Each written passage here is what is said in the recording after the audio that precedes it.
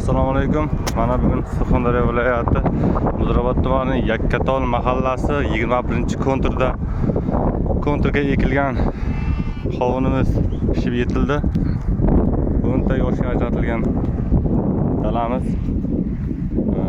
Bu o'zi eksport bo'lyapti. Mana qovunlarimiz hozir pishib uzilishda jarayonida.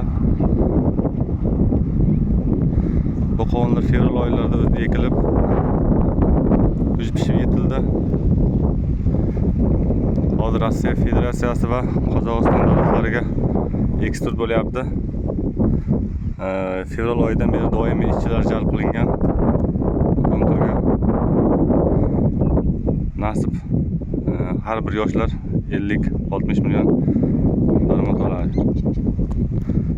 Kelajakda yoshlarni mana shunday ishlarga jalb qilishda loyihalashtirishni reja qilyapti yoshlar.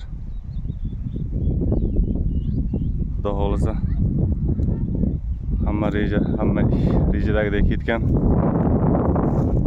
Mana o'zi kunlik ishlar ham olib borilyapti. Qovunlar terdirib ishchilarga